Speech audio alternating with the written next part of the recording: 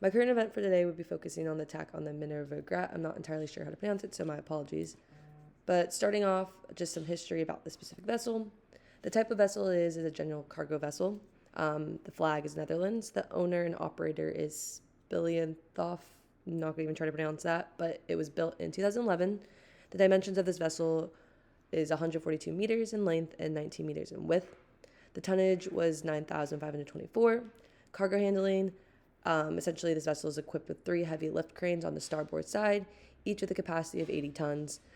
Also features movable bulkheads to configure up to 10 cargo compartments. The use for this vessel is used for general cargo, shipping, transporting goods, materials, and equipment between ports.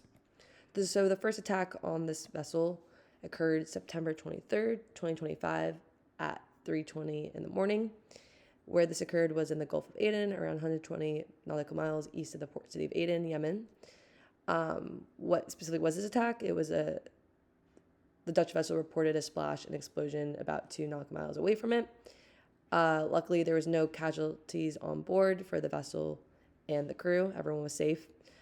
So the response to this specific attack, the ship continued on to their normal port call, and then afterwards an advisory was sent out by the UK MTO to issue a warning to ships to remain vigilant in the region, specifically in the southern Red Sea. The cause of this attack, it was linked to the Houthis, since there also has been prominent attacks and activity within those regions. However, they usually target vessels that are affiliated with has Israeli affiliations, but there was no connection specifically found between this specific vessel and the Israelis, so authorities were not entirely sure why this specific attack occurred. So just 4 days later, a second attack occurred. Again, this happened on September 29th, 2025 at 10:22 in the morning. The same place, it happened in the Gulf of Aden around this time 128 nautical miles southeast of the port of Aden in Yemen. Again, what happened was the vessel, now this time, was hit by the explosive device while they were in the middle of transport, and it caused the ship to take flame and burn. The casualties, unfortunately, some did occur, but 19 crew were evacuated.